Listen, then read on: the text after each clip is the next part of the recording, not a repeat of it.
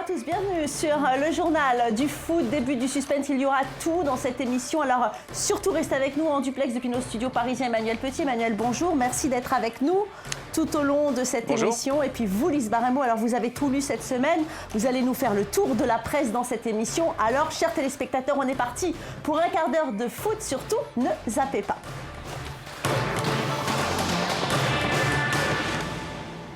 Et je vous propose d'ouvrir cette émission par les résultats de la Liga. Regardez le tableau. L'Atlético Madrid a subi sa première défaite de la saison à domicile contre Villarreal. 1-0. Le Real Madrid continue son excellent début de saison.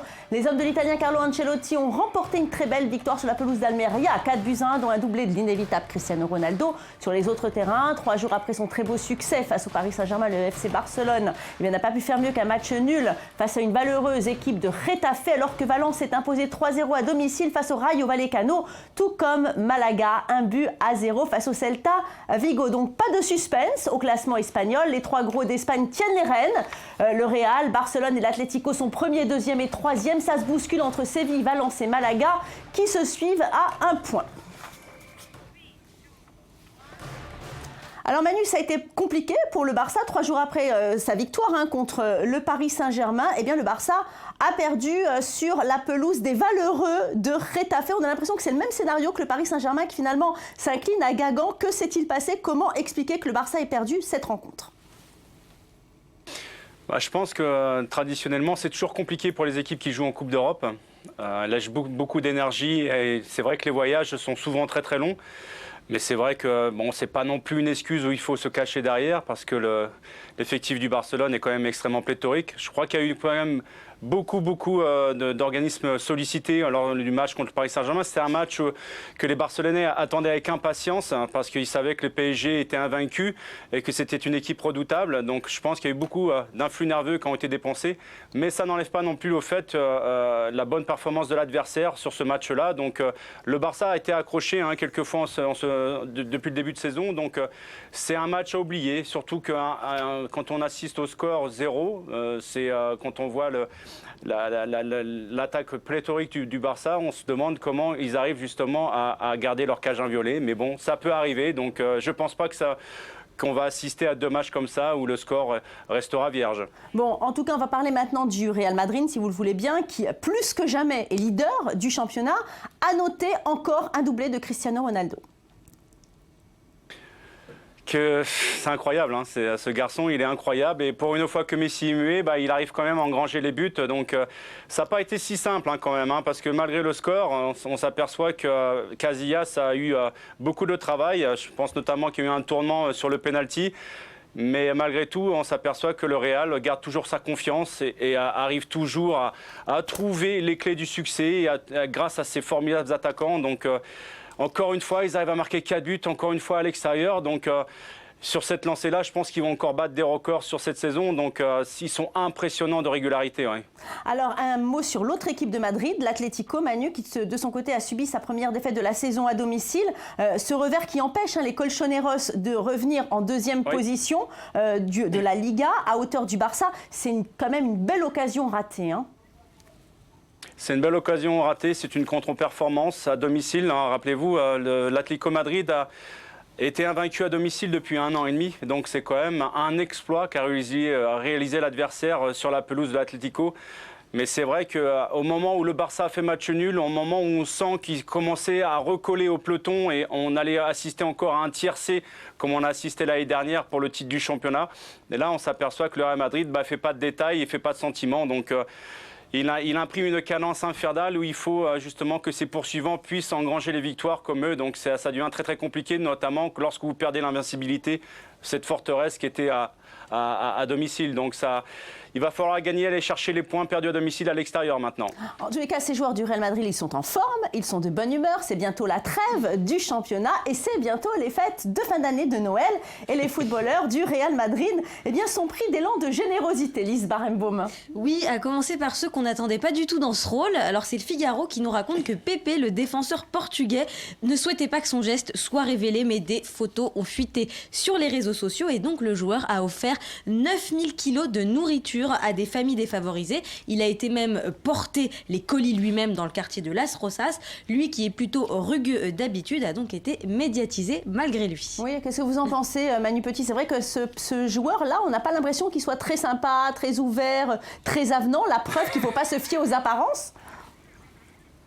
Non, mais vous ne fiez pas au jeu du joueur sur un terrain. Je veux dire, sa personnalité n'est pas remise en question. Mais je sais que ça fait pas mal d'années qu'il y a beaucoup de joueurs, notamment au sein du Real Madrid, qui sont extrêmement généreux dans leurs associations, même en dehors. Et ils ne le font pas médiatiser, ils ne le font pas savoir. Donc là, il y a une fuite. Bon, voilà quoi. Donc, mais je dirais qu'à l'approche de Noël, son geste est à saluer. C'est un formidable geste. 9 tonnes, c'est pas rien. 200 familles, c'est pas rien. Donc il va faire énormément d'heureux pendant les fêtes de Noël. Et c'est ça qui est le plus important. Et au Real, il y en a un autre qui fait des cadeaux, Lise Barenbaum. Oui, alors c'est le quotidien sportif Marca qui nous en parle. CR7, Ronaldo. Il a joué les Pères Noël puisqu'il a offert une montre Bulgari d'une valeur de 7000 €. Alors là, pas de chance. Nous, on l'a pas eu. On l'a pas eu. Il l'a offerte à chacun de ses coéquipiers de la Casablanca. Donc cadeau de remerciement pour avoir gagné la 10e Ligue des Champions de l'histoire du club. Et puis il n'a pas fait les choses à moitié. Il a fait graver le nom des joueurs au dos de chaque bijou. Et c'est le défenseur Alvaro Arbeola qui a révélé l'information en photographiant la montre sous toutes ses coutures et qui l'a posté sur son compte Twitter. Alors Manu, on a l'impression qu'il est en campagne présidentielle, Cristiano Ronaldo. Pourquoi faire des cadeaux aussi chers comme ça? Non, mais vous l'avez vu, Cristiano Ronaldo, à l'image de Pépé, est extrêmement généreux aussi dans ses associations. Il est très présent sur certaines offres caritatives. Il fait don de beaucoup d'argent aussi également. Moi, je pense que là, c'était à l'approche de Noël, c'était une façon à lui de remercier ses partenaires parce qu'il est en train de faire probablement sa plus belle saison, et c'est un euphémisme quand on voit les saisons qu'il fait année après année. Mais c'est vrai que cette année, elle est vraiment particulière parce qu'il atteint des records vraiment démentiels, de folie. Donc je pense qu'il sait pertinemment que ses exploits sur le terrain, il le doit aussi à ses coéquipiers. Oui. C'est une façon à lui un petit peu de les remercier. Oui, peut-être avant le Ballon d'Or, si jamais il le reçoit, ça serait une manière de le partager avec son équipe. Je pense pas qu'il va partager le Ballon d'Or, par contre. Oui, quoi qu'il faudrait le faire, peut-être. C'est un autre débat. Alors, Lise, au Barça, on ne fait pas de cadeaux, mais par contre, on assure des événements complètement insolites. Oui, alors Gérard Piqué affole le web en ce moment à cause de sa tenue un peu spéciale. En fait, il est arrivé au Camp Nou avec un pull en laine un petit peu bizarre, un accoutrement qui lui a valu le surnom de Chevalier Piqué. Il est donc devenu la star des réseaux sociaux avant même le début du match contre le PSG. Et sur Twitter, il a été inséré dans des images de films ou de séries, par exemple aux côtés de Jacouille la fripouille des Visiteurs, on s'en souvient, ou près de Lord Tyrone Lannister de la série Game of Thrones. Oui, qu'est-ce que vous en pensez, Manu Petit? C'est une façon de faire diversion pour faire parler de lui. On a vraiment passé la période d'Halloween, là. Ouais, enfin, moi je trouve que ça lui va bien quand même. Alors c'est vrai que ça ne correspond pas avec la période dans laquelle on vit. Mais bon, c'est vrai que quand on est le petit ami de Shakira, vous devez aussi d'avoir des tenues vestimentaires qui sortent un peu de l'ordinaire. Donc en même temps, bon bah voilà, c'est comme ça fait partie du folklore. Mais bon, c'est vrai que je suis un peu déçu que le Seigneur des Anneaux se soit arrêté parce que je pense qu'il y avait une bonne place pour lui. Oui, c'est vrai, il aurait pu avoir une place dans le scénario. Alors Lee, justement, qui dit fin d'année dit classement et bilan, surtout sur Internet. Oui, alors France Football nous parle des classements des vidéos les plus vues sur YouTube, et c'est une pub de football qui se hisse à la 2e place du podium avec 100 millions de vues, une pub Nike qui rassemble Ronaldo, Neymar, Zlatan ou encore Eden Hazard et Wayne Rooney et qui a fait le buzz de l'été. Regardez. Let's go, boys. Let's do it, chef. Keeper? Yeah? Whoa. When it stays on. When it stays on, lads? Yeah. If when it stays on, it's I'm Cristiano Ronaldo then. Yeah? Oh, I'm Neymar.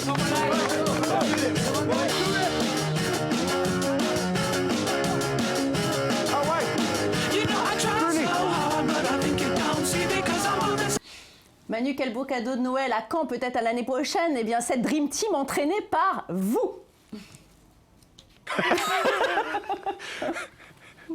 Elle est pas mal celle-là, Valérie. Je vais la ressortir pour Noël. Voilà le cadeau de Noël que je vous souhaite. Allez, on passe tout de suite au foot anglais.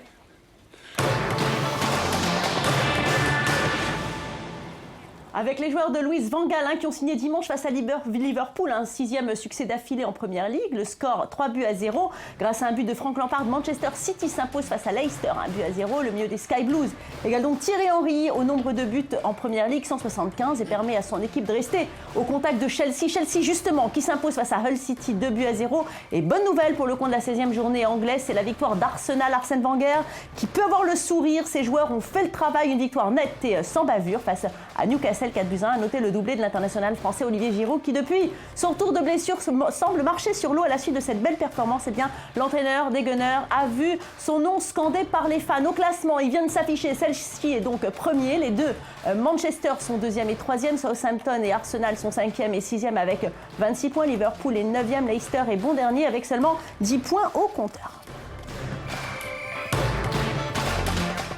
Alors Manu, on a l'impression que notre Alsacien préféré, Arsène Wenger, a retrouvé l'amour des supporters. Il était temps, hein.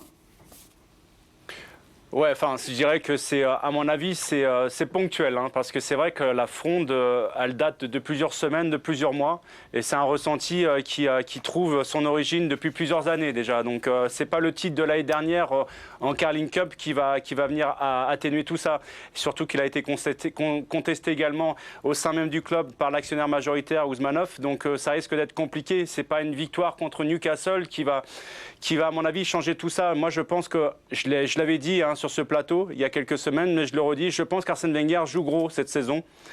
Et c'est vrai qu'il y a une lassitude et on va dire une impatience de la part du supporter. Donc cette victoire, c'est une belle victoire. J'ai vu le match, ça souffre d'aucune contestation possible, 4-1, sans bavure. C'est vrai que le retour de Giroud y est pour beaucoup également. Il y a beaucoup de blessés à l'heure actuelle au niveau de l'infirmerie d'Arsenal. Malgré tout, Arsène reste pour moi l'homme providentiel d'Arsenal, puisque c'est celui qui, depuis 16 ans, qui mène et qui tient le cap au sein du club. Donc il a beau être contesté, pour moi, je crois que je n'arrive pas à dissocier l'avenir d'Arsenal sur les années à venir avec Arsène Wenger. Alors à Manchester United, on peut saluer la performance du gardien de but. Il a réalisé des parades incroyables et puis surtout un collectif. Quel réalisme, hein.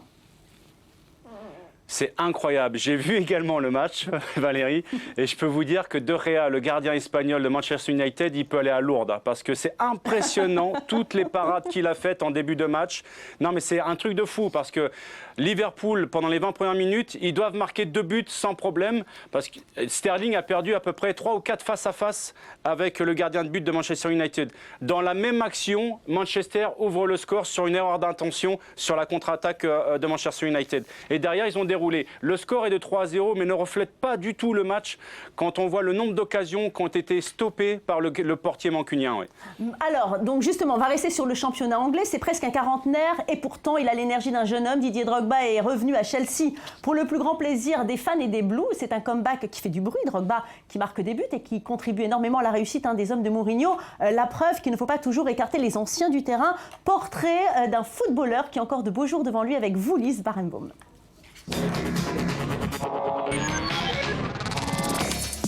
Le temps semble ne pas avoir d'emprise sur lui. À 3 mois de son 37e anniversaire, la performance de Didier Drogba au sein du championnat anglais, la ligue de football la plus exigeante sur le plan physique, est exceptionnelle. 6 buts marqués en 19 matchs joués. Et son entraîneur, pourtant réputé difficile, est le premier convaincu. Il a une si grande influence sur l'équipe. C'est pour cela que nous l'avons fait revenir à 36 ans. C'est aussi simple que ça. Je pense qu'aucun club, surtout un gros club, ne fait revenir un homme de 36 ans s'il n'est pas fondamental par rapport aux objectifs de l'équipe. Drogba doit peut-être sa longévité à son éclosion tardive ou à son goût pour le travail. Ses dirigeants n'ont pas l'intention de se passer de ses compétences pour l'instant. José Mourinho pense même à l'intégrer au staff technique quand le joueur aura décidé de raccrocher ses crampons.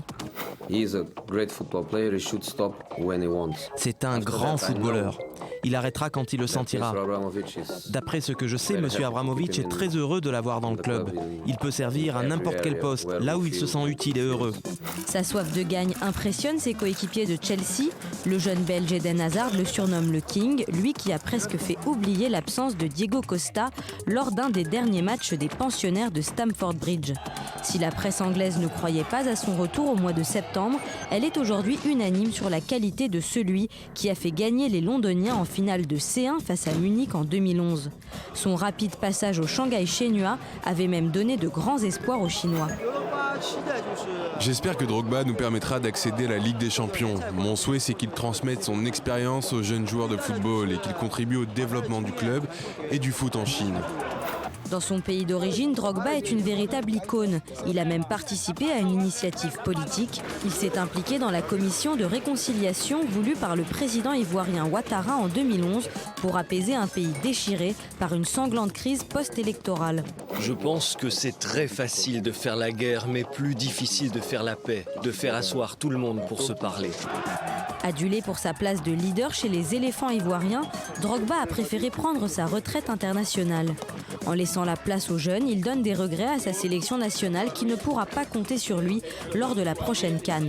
C'est José Mourinho qui hérite donc du trophée. À presque 40 ans, le vétéran des Blues sera peut-être l'un des artisans du nouveau sacre de Chelsea en Première Ligue cette année.